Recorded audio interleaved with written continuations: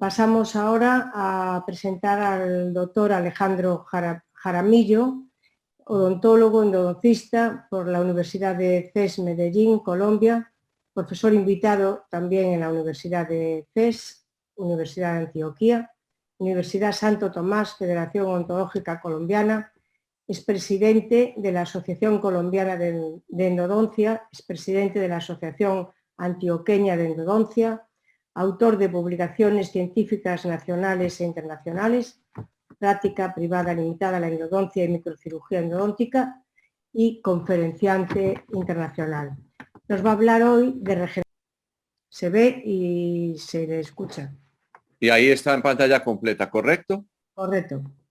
Bueno, buenas tardes para todos, buenos días para los que están en América acompañándonos.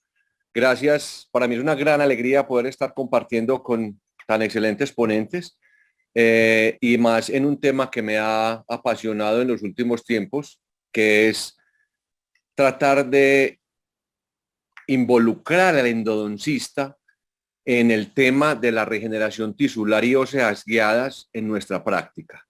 No quiero en ningún momento que nos metamos en el campo del cirujano maxilofacial u oral o en el campo del periodoncista como donde no nos corresponde, pero sí estar preparados para que en cualquier eventualidad podamos nosotros hacer un procedimiento con base en esta ingeniería tisular que está al alcance de todos y que ya la estamos incluyendo en la mayoría de pensums de los posgrados, al menos en los cuales yo estoy invitado como docente.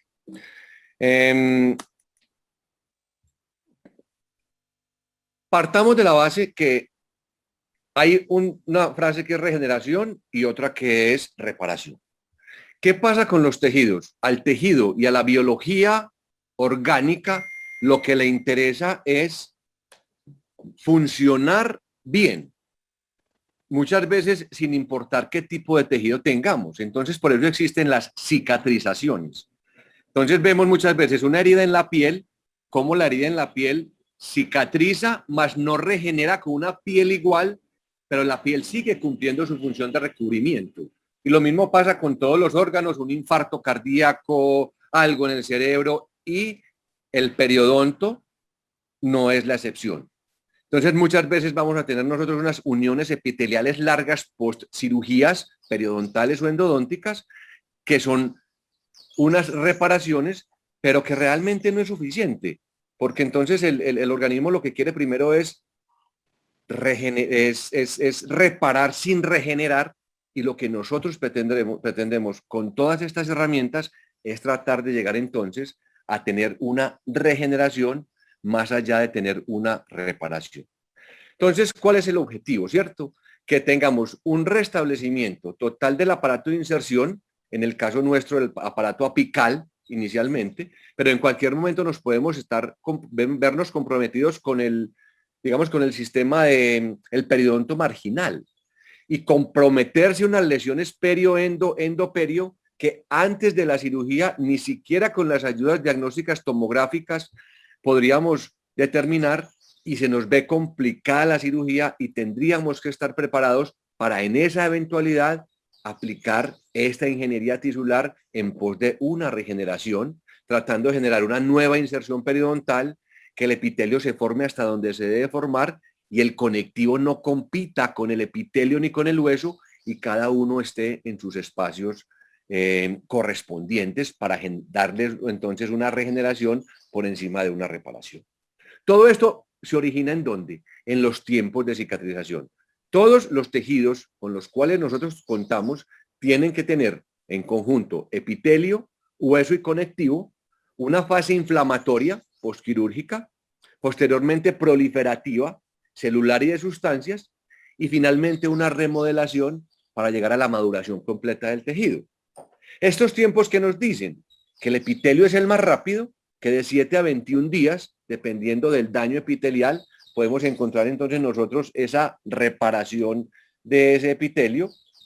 Es invasiva porque estas células epiteliales se van dividiendo mitóticamente unas con otras hasta que se encuentran o hasta que encuentran algún tipo de tope. Por eso se dice que el crecimiento es por inhibición por contacto, y ahí detienen su proliferación.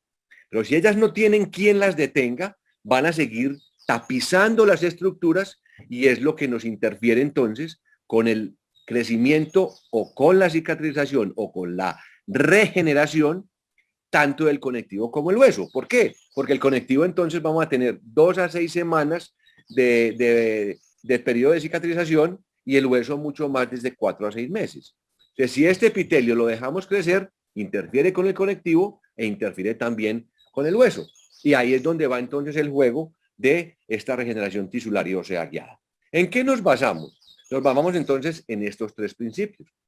Unos injertos óseos que nos van a servir de relleno, muchas veces va a ser el andamio, puede que este injerto óseo tenga alguna información para que se produzca nuevo hueso, vamos a hablarlo más adelantico, vamos a contar con unos factores de crecimiento propios del organismo o del paciente que estamos tratando o externos a ese paciente, que van a estimular la formación de los tejidos, y unas membranas cuyo principal función o objetivo es detener el crecimiento del epitelio para que conectivo y hueso puedan irse regenerando en el tiempo y en los espacios correspondientes. Ahí nos vamos a ir entonces hablando. Estos injertos óseos, entonces hablamos de injertos óseos, membranas y algunas sustancias. Empecemos con el injerto óseo.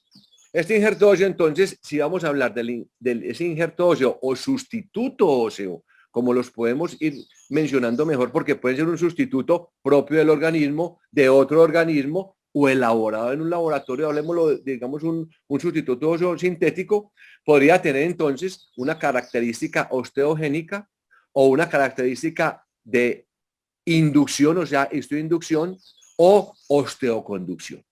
¿Qué queremos con esto entonces? La osteogénesis sería un injerto o sustituto óseo que tenga las células responsables de depositar la matriz ósea para hacer ese proceso de regeneración celular.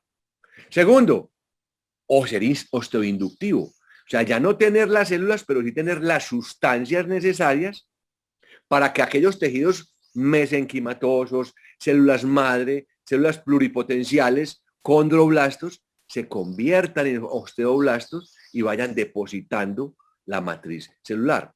El primero es celular, el segundo es de sustancias.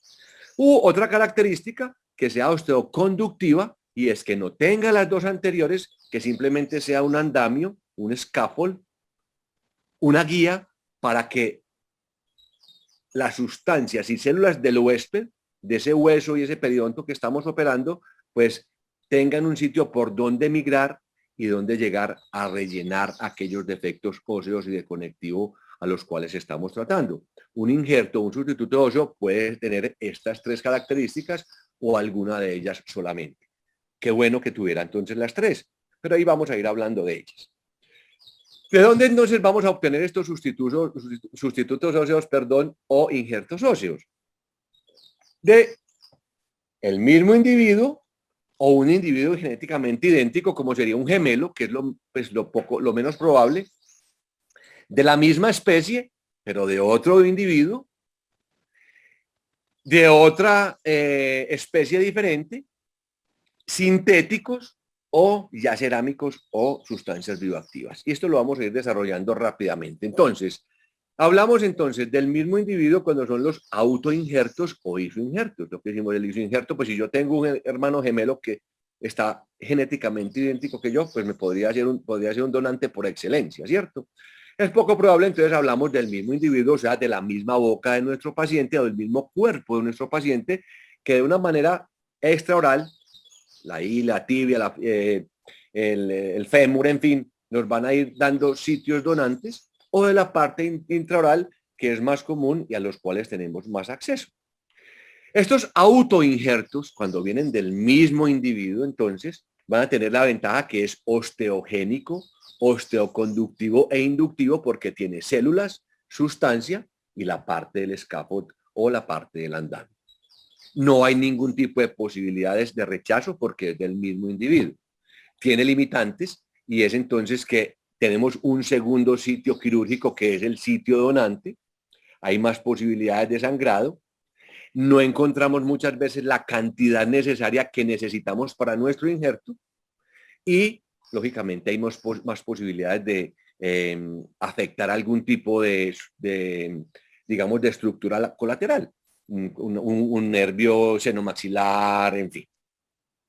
Estos autoinjertos, digamos, los podemos obtener de diferentes formas y hay diferentes instrumentos como los que vemos en la pantalla a su lado izquierdo, ¿cierto? Son recolectores de hueso, algunos esterilizables, otros desechables, como lo vamos a ver entonces en el video.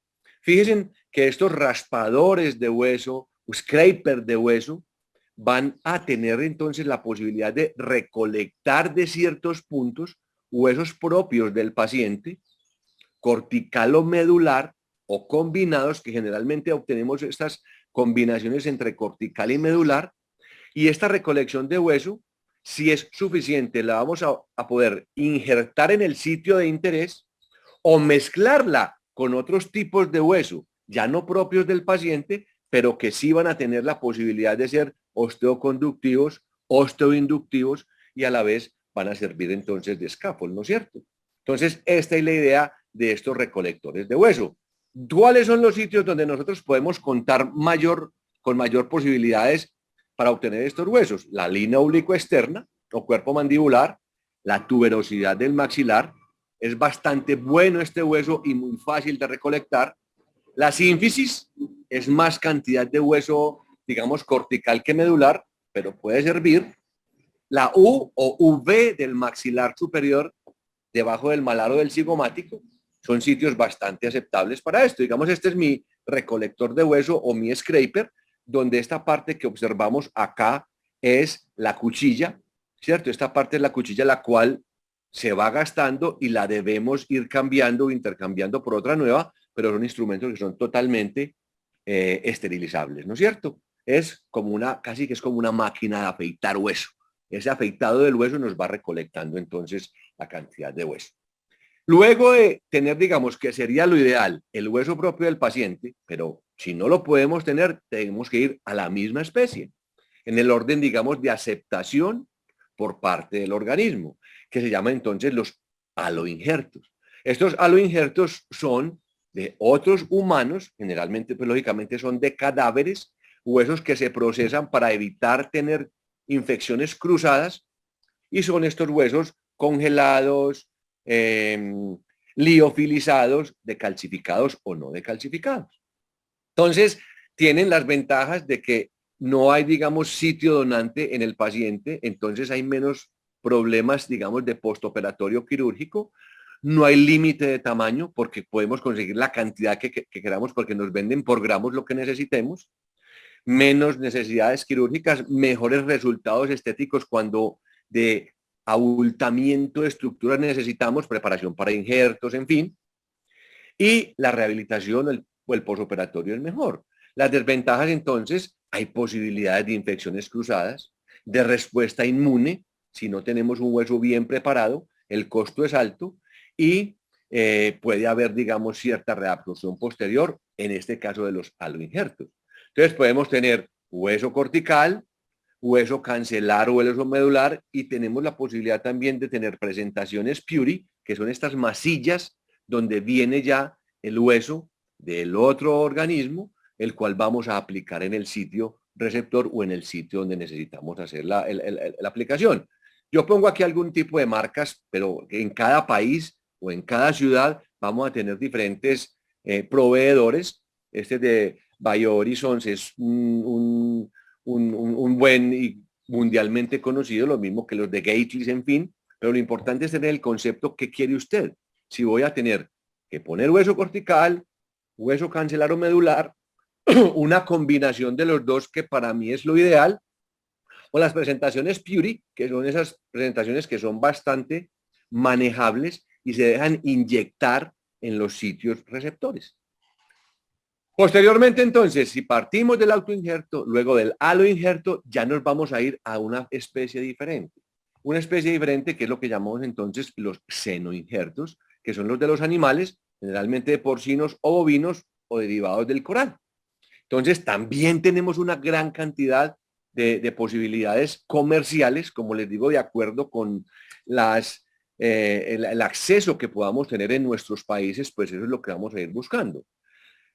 ¿Cómo se obtiene entonces el senoinjerto? El senoinjerto se va a obtener generalmente de estos huesos grandes de los bovinos, también de los porcinos, donde se va a obtener ese hueso intermedio, ese hueso cancelar o medular, que se va a elevar a una alta temperatura para eliminar la posibilidad de algún tipo de permanencia proteica y que se genere un tipo de rechazo, o sea, para estar tranquilos sin ningún tipo de componente orgánico o antigénico. Este es un video de Botis, pero que aplica para cualquier tipo de senoinjerto. Y ese hueso cancelar o hueso intermedio va a tener cierta preparación, además de esas altas temperaturas, para que nos genere un tipo de hueso que va a ser osteoconductivo solamente, ¿cierto? Tenemos que tener muy en cuenta que nuestro injerto sea con poros grandes y con poros pequeños. ¿Por qué? Porque ese hueso mineral que vamos a tener, que va a ser simplemente un scaffold, va a tener unos microporos por donde va a entrar la microcirculación y unos poros más grandes por donde se va a depositar hueso nuevo del paciente sobre este injerto. Tengamos en cuenta que el senoinjerto permanece sin reabsorberse o se reabsorbe muy poco a través del tiempo. Entonces lo vamos a poner donde no necesitemos que se reemplace o se reabsorba muy rápido. Y eso ya lo vamos a ir mirando de acuerdo, digamos, con las necesidades quirúrgicas. Entonces fíjense en cómo estos microporos van alojando esta irrigación y sobre ese hueso que ya estuvo desproteinizado y que solamente es un conductor, se va a ir depositando el osteoblasto y su producto en este injerto que acabamos de poner y va a ir madurando el injerto y va a ir restableciendo la función en el sitio donde antes se había perdido. También tengamos en cuenta, digamos, la capacidad de humectación o hidrofilia del injerto que vamos a utilizar, tanto los aloinjertos como los senoinjertos, también los sintéticos. Digamos, fíjense aquí la comparación entre dos marcas, como entre 30 segundos, 40 segundos, un minuto y casi un minuto y medio, vemos como hay sustancias que se van a humectar mucho más fácil y mientras más hidrofílico va a ir, digamos, aceptando mucho mejor la sangre del paciente para que haya mejor y mayor migración celular y la cicatrización también se dé mucho mejor. Y en el momento quirúrgico ustedes van a ver la facilidad que tenemos entre ciertos injertos cuando se humectan fácilmente al que no se humecta fácilmente con la sangre del paciente o con la sustancia, algún tipo de suero enriquecido que estemos utilizando para la facilidad de nuestra cirugía. Dentro de esta, digamos, fase de los senoinjertos también tenemos esponjas de colágeno, ¿cierto? Entonces, que nos van a ayudar bastante, sobre todo post-extracción o para proteger ciertas estructuras, como lo vamos a ver ahorita en un video.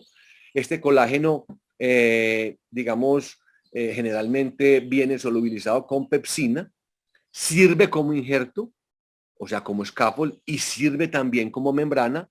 Como hablamos, los senoinjertos no son osteoinductores ni, o sea, no generan huesos, sino que son simplemente andamios por los cuales va a migrar la cicatrización.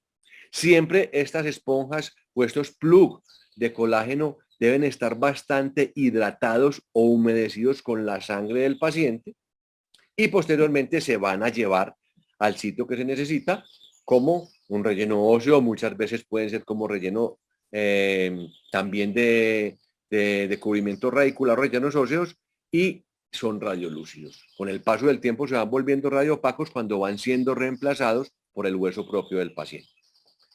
Sintéticos, entonces ya pasamos de los propios del paciente, los de la misma especie humana, posteriormente animales y ahora sintéticos, donde ya en un laboratorio nos van a producir injertos de hidroxiapatita, de fosfato tricálcico, de vidrios bioactivos, polímeros sintéticos, donde generalmente combinamos dos fases.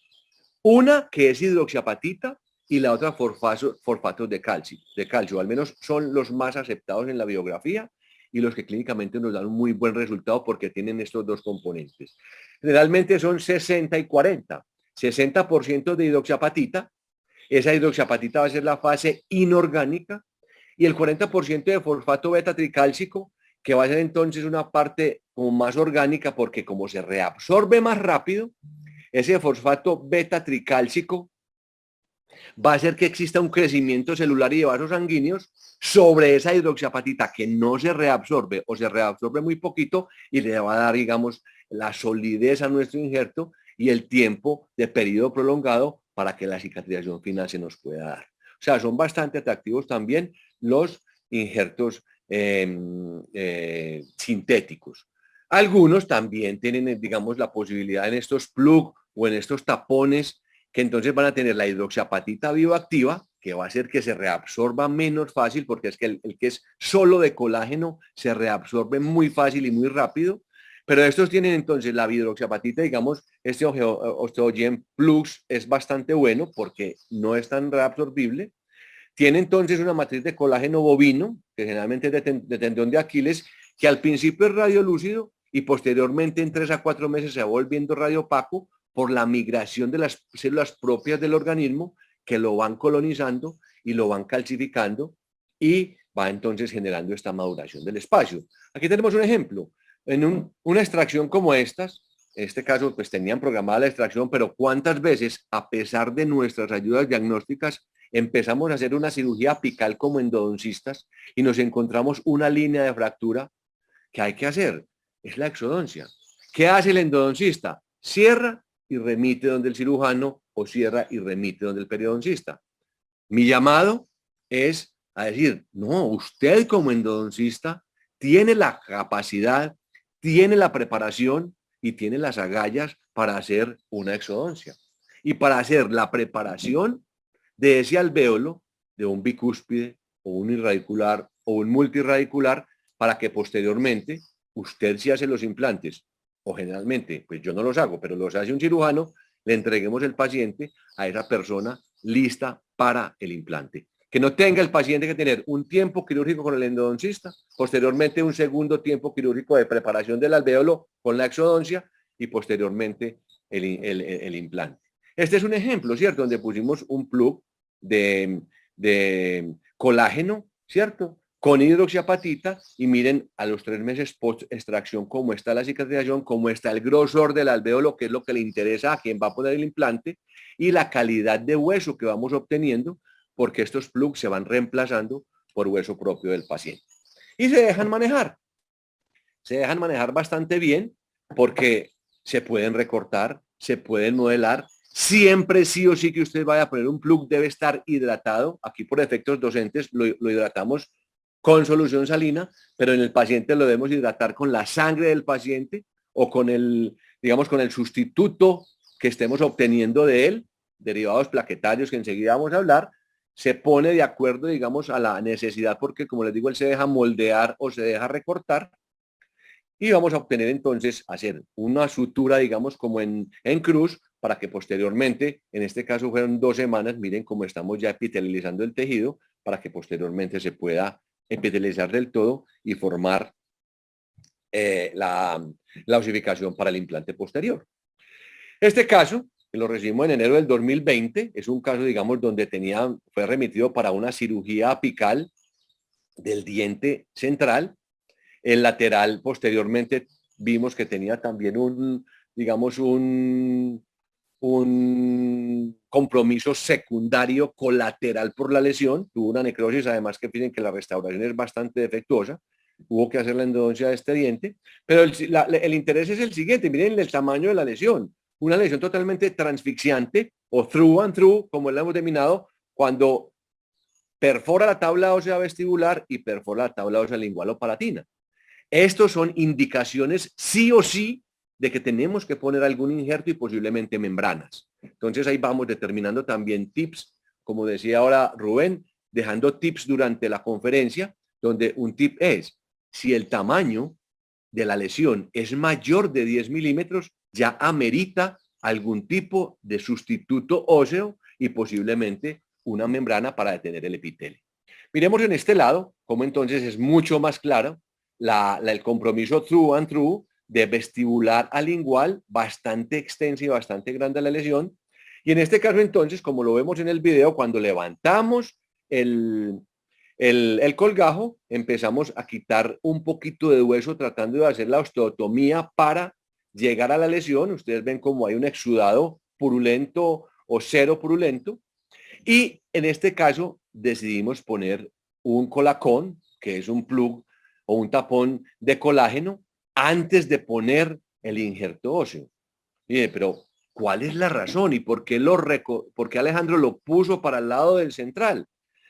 Ahí pusimos el plug.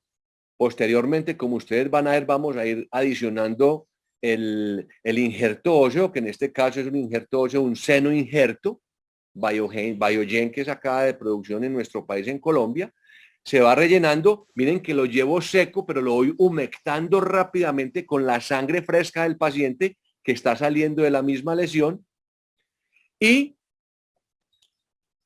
seco, ya relleno totalmente la cavidad. En este caso, por ejemplo, no voy a poner membrana, y esto seguramente se los voy a repetir varias veces de aquí a que terminemos, y es, no pongo membrana. ¿Por qué? Porque es que fíjense que aquí hay una pestaña o un espesor de hueso muy suficiente.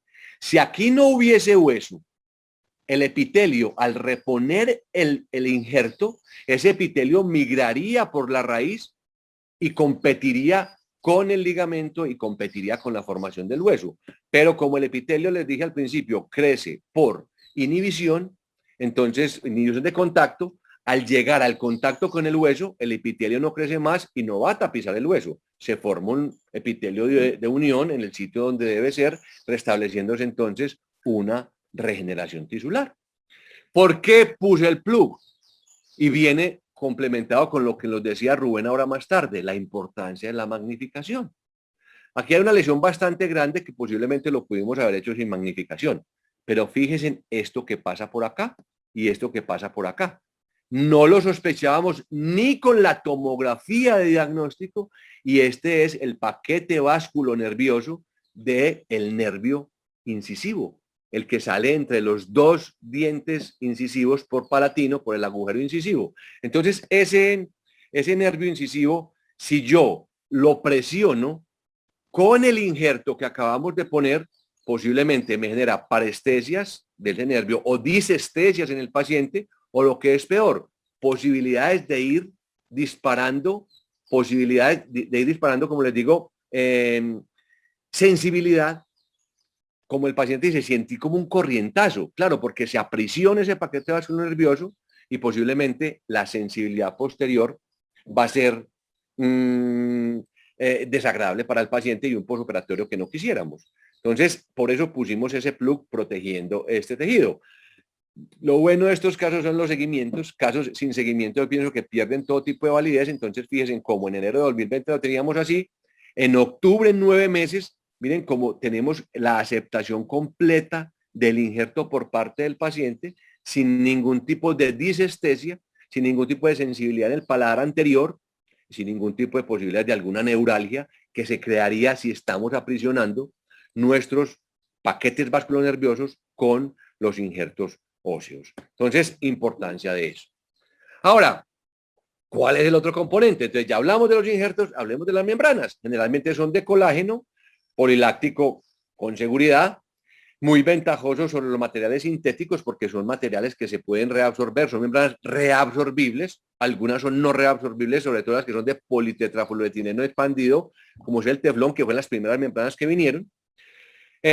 Son derivados de lo mismo, también de humanos o de animales, son bastante flexibles y adhesivas. Generalmente tienen una capa que es compacta o lisa y una capa más rugosa. La capa compacta va hacia la parte externa y la rugosa hacia el conectivo porque permite integración del hueso, fibras, pero entonces no va a dejar que pasen ciertas sustancias. Entonces se deben extender 2 o 3 milímetros más allá del margen del defecto. Esas capas porosas, como les decía, permite que se vaya integrando todo sin que pasen entonces células de un lado al otro, ¿cierto? Deja pasar fibras y vasos, mas no deja pasar células. ¿Listo? Y yéndonos al 94, también como Rubén decía, un artículo bastante viejito. Fíjense que lo importante muchas veces no es el material, sino el manejo de estos tejidos. Tanto el doctor Cortellini, el doctor Tonetti o el doctor Pini Prato, italianos desde esta época nos decían, si usted detiene el epitelio de alguna manera, usted entonces va a poder hacer más posible una regeneración. Y este es el caso de los diques de goma. Si yo pongo un dique de goma, como ustedes alcanzan a ver, a las 4 semanas tiene que haber una reintervención quirúrgica, que es la desventaja de las membranas no reabsorbibles. Este es otro caso con ellos y fíjense cómo se da esa regeneración de ese tejido que no sabemos realmente qué es un conectivo, pero es un conectivo al cual va a permitir la formación de hueso, epitelio hasta su punto y posteriormente el hueso, ¿cierto? Hueso, conectivo y epitelio, todos en su punto para lograr regeneración. Este es un caso mío de hace muchísimos años, inclusive estaba en diapositivas, los slides, se digitalizó, lo digitalizamos después y es la pérdida ósea que había en este molar, una paciente muy aferrada a su dientecito, le preguntamos e hicimos firmar, digamos, como todos los consentimientos, miren el defecto de hueso que existe tan grande, con compromiso completo, ¿cierto? Aquí no había tabla ósea, pusimos el dique de goma, unas suturas, este es a los 8 días, todavía en ese momento utilizaba yo suturas de seda que ya actualmente pues no las utilizo porque no, hay otras mucho mejores. Esta es la radiografía postoperatoria después de poner el injerto de hueso, un aloinjerto en ese momento, más el dique de goma como membrana. A las 5 semanas se expuso el dique de goma, hicimos una reintervención y miren lo que me encontré, ¿cierto? Lo que Pini Prato decía, lo que decía Tonetti, que se encuentra un tejido superficial a esa encía, ¿cierto? Levantando el colgajo, que está separando la encía del sitio donde se está dando la regeneración. Partíamos de este sitio hasta tener este tejido, se elimina la membrana y posteriormente pudimos hacer el seguimiento durante 4.5 años a esta paciente con aparente formación del ligamento periodontal. Todavía no contábamos con tomografías, pero es lo que les puedo mostrar. Entonces es importante todo esto. Ahora, usted en su consulta, usted en su clínica, usted en su universidad si es docente, puede aplicar la ingeniería tisular en la cirugía apical, con toda seguridad. ¿En qué se basa la ingeniería tisular? En lo mismo que hablábamos ahora, en unas células madre, que las da el organismo, en unos materiales de andamio o scaffold que pueden ser brindados por el paciente o que los podemos dar sintéticos o de otra especie, como lo habíamos hablado, y unos factores de crecimiento. Estos 3 puntos en los cuales se basa toda mi charla, mi plática, mi conferencia de hoy, es tratando de impulsarlos a que nosotros en nuestra misma consulta podemos jugar con estos plasmas anteriormente llamados plasma rico en plaquetas, que empezó a bajar su prestigio porque no fueron tan ideales en los resultados a corto, mediano o largo plazo, pero que posteriormente se fueron modificando y ya no hablamos de plasmas ricos en plaquetas, sino concentrados plaquetarios. ¿Qué pasaba con estos plasmas ricos en plaquetas? Que originalmente pensamos que la cantidad de plaquetas era lo importante. Y es más importante la concentración de las plaquetas en su integridad que la cantidad. Como siempre, es mejor la calidad que la cantidad. Entonces, vamos a ver cómo concentraciones inclusive muy elevadas de plaquetas sean proinflamatorias que interferían con la cicatrización. Ya ahí vimos el plasma enriquecido en fibrina, plasma rico en plaquetas y leucocitos, plasma ricos en fibrina y leucocitos, en fin. ¿Pero en qué? ¿Mirando en qué? Mirando principalmente que sea una integridad de plaquetas, no demasiadas, pero sí muy buenas, que es lo que se va obteniendo entonces con la forma como decantamos esa sangre para obtener las plaquetas. Estos plasmas enriquecidos, digamos, en nuestro país tenemos la posibilidad del citogel, que yo creo que en todas las ciudades y en todos los países lo podríamos conseguir un producto tal, y es acudiendo a estas clínicas dermatológicas donde utilizan la sangre del paciente para hacer sueros enriquecidos.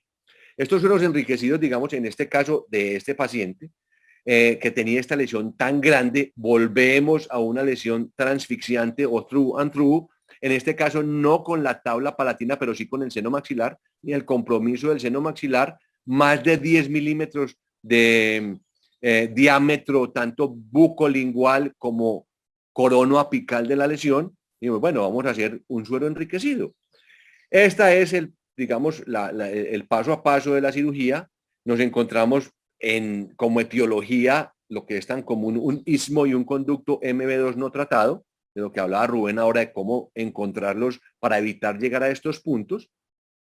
Fíjense, en cierto modo, en cierto punto, el compromiso con el seno maxilar que había, que era bastante grande, se hace una cirugía común y corriente y obtenemos del laboratorio dos compuestos, un plasma y un activador, el cual yo divido en dos plaquitas de Petri, uno con este activador. Entonces, aplicándolo a lo que me entregan en el tubo de ensayo, lo voy a utilizar como membrana, que es el que estamos viendo acá, y otro lo voy a mezclar o con el hueso del paciente o con el injerto, el seno injerto o el halo injerto, como lo están viendo en este momento.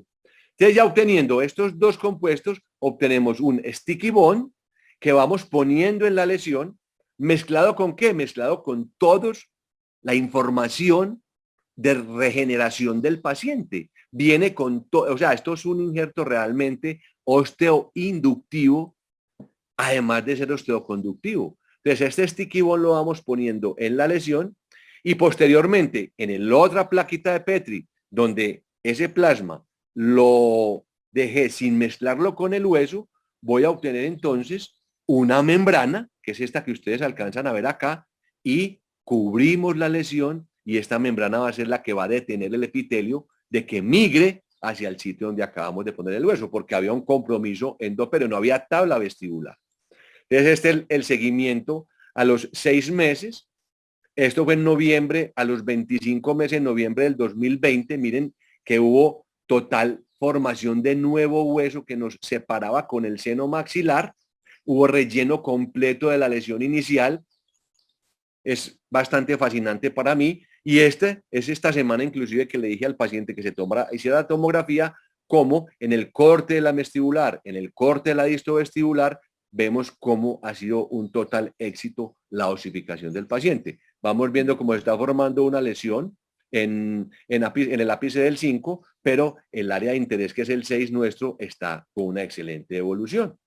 Este es otro caso donde lo envían para una cirugía apical de estos dientes. Había necrosis del 21 y había entonces una lesión bastante grande, una lesión que puede ser muchas cosas. Esta sí mide ya, miren la cantidad, digamos, 11 por 16. Ya estamos hablando de palabras mayores, pero yo tengo una frase y es que hombre cobarde no goza mujer bonita. Entonces tenemos que tener dentro de nuestro preparación, basados en nuestra clínica, basados en nuestra preparación académica, arrojo para hacer cosas de estas porque son del endodoncista. Primero que todo, hicimos una biopsia para saber que si estábamos frente de un granuloma apical. Nunca en lesiones grandes, ojalá en todas lo pudiéramos hacer, pero la biopsia es muy importante, sobre todo en estas lesiones tan grandes, para saber que no estamos enfrentados a otra cosa. La biopsia nos dice que es un granuloma apical inflamatorio. En el momento quirúrgico nos damos cuenta que la pérdida ósea del 11 es tal que hubo que hacer la exodoncia. Yo digo yo, entonces, ¿qué hago? ¿Cierro y mando al periodoncista o lo hago yo? En este caso, yo veía que por la forma del manejo del colgajo no iba a poder afrontar por primera intención vestibular con palatino. Entonces hay membranas de alta densidad como esta TXT200 que es de Biohorizons, como nos dice que puede quedar algunos milímetros expuesta. Y este es el caso de este paciente. Fíjense como después de rellenar, en este caso también con un seno injerto, hicimos digamos, la caracterización o personalización de la membrana para que me quedara cubriendo bien el tejido con el festoneado de los dientes vecinos. Esta membrana entonces que es de teflón digamos, también tiene una parte rugosa y otra parte más lisa. La parte rugosa siempre acuérdense que va para la parte interna y la más lisa para la encía. Fuimos acomodando la membrana y fíjense cómo al final nos queda la sutura. No nos queda totalmente cubierta, ¿cierto? Queda una parte de la membrana expuesta.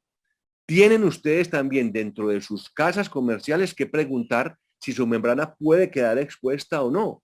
hay una membrana, digamos, el mucoderm, que permite cierto grado de exposición, o como esta, la TXT200, que es no reabsorbible, repito, que hay que retirarla después. Y la recomendación es retirarla a las 3 semanas, de 20 a 21 días. Fíjense, ella sigue expuesta en el video que estamos mostrando, y en este caso la pude tomar con la punta de un explorador. Fíjense cómo ella sale. Y muchas veces en estos casos de membranas no reabsorbibles, que implican un segundo acceso, en este caso, miren que ya hay un tejido osteoide formado allá, pero debemos pensar también en una resutura para volver a afrontar bien los tejidos y proteger lo que queda debajo, pero se va a epitelializar también muy fácil. En este caso pusimos unas suturas posteriormente. Tristemente, el paciente, con lo que nos ha pasado a todos en la pandemia, el paciente se desapareció de nuestros consultorios. En este caso lo estoy trabajando con un doctor que se llama el doctor Oscar Jubis, de mi ciudad, y vino con este grado de caries y deplorable estado de su boca. En este sitio fue donde hicimos la exodoncia. El afronte de los tejidos está bastante bien. Esta es, digamos, la tomografía de control a los 2 años que apareció. Ya hablando con el doctor Carlos Villegas, quien es el que hizo la parte, digamos, de implantes. Doctor Jaramillo, faltan 5 minutos. Perfecto, yo ya voy a terminar. Vemos que el injerto que pusimos como endodoncistas está muy bien, pusieron los implantes y el caso va adelante. Esto fue también hace más o menos 15 días. Lo otro también es, en nuestra consulta, en nuestra clínica, nosotros con una centrífuga de una velocidad no súper alta, sino de baja velocidad, podemos hacer productos como este. Fíjense cómo nosotros podemos sacar la sangre del paciente en nuestra consulta. En mi caso va una persona que es una bacterióloga. Antes de empezar el procedimiento quirúrgico, toma la sangre del paciente, la centrifuga y la mete en 2 tubos de ensayo. Uno sin ningún tipo de aditivo, con el cual vamos a mezclar el hueso. Y otro con un coagulante para hacer la membrana. Entonces, esta membrana es una membrana de fibrina del mismo paciente, con toda la información del paciente. Ahí no va a haber posibilidades de rechazo.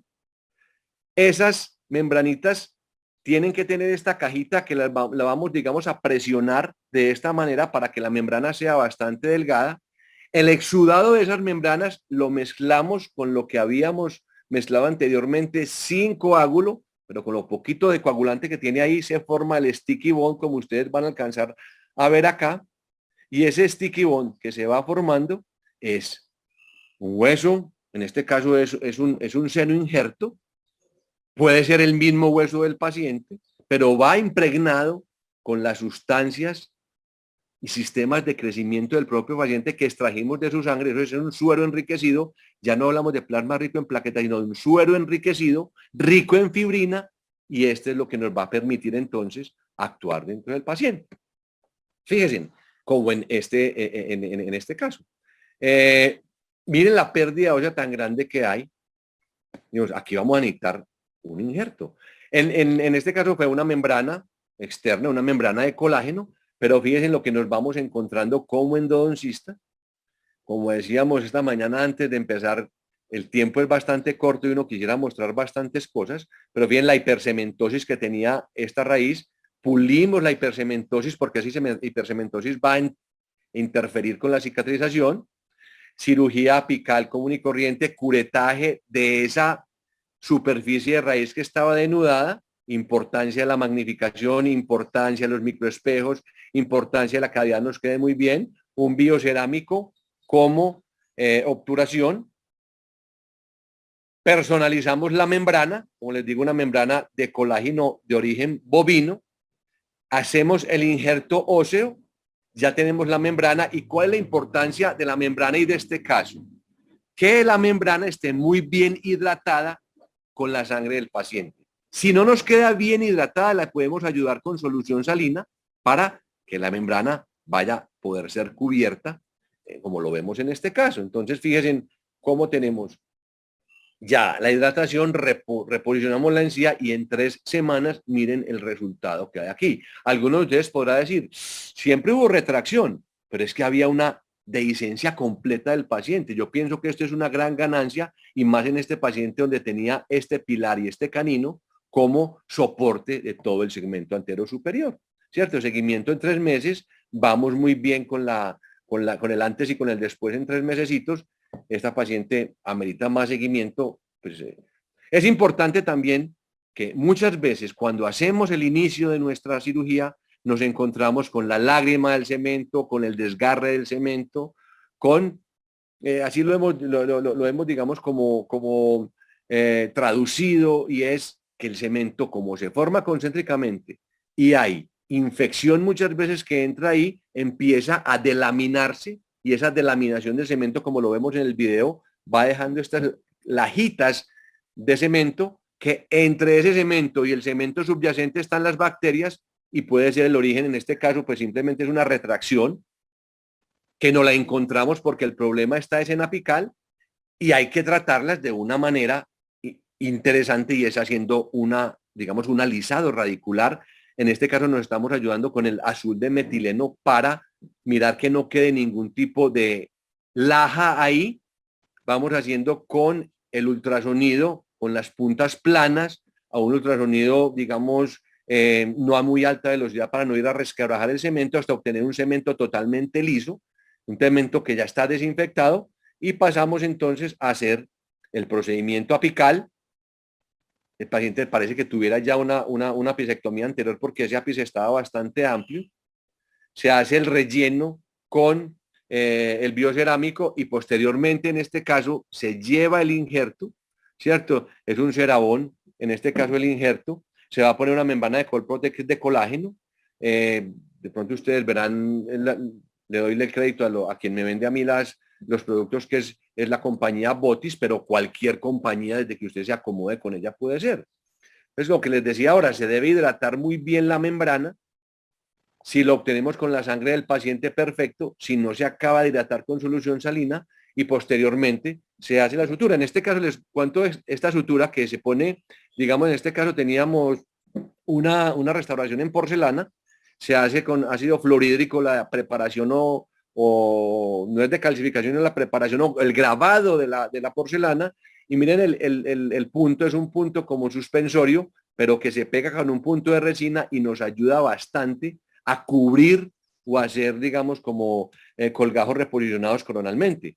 A los 10 días que retiramos las suturas, posteriormente a los 20 días, y aquí vemos como ya 9 meses después ya llevamos una cicatrización bastante agradable. Y fíjense, 19 meses después, ya con el mejoramiento del provisional, como obtenemos una cicatrización bastante buena.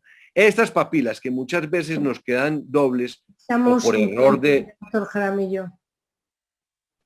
Ya. Cuando usted vea, finalice la sesión. Dale, listo. Lo que les mencionaba, digamos, también de que muchas veces las ayudas diagnósticas, como es este caso, no tenía sondaje. En los videos, digamos, que de la tomografía en ningún momento nos mostró una línea de fractura. Fíjense, al levantar el colgajo lo que nos encontramos.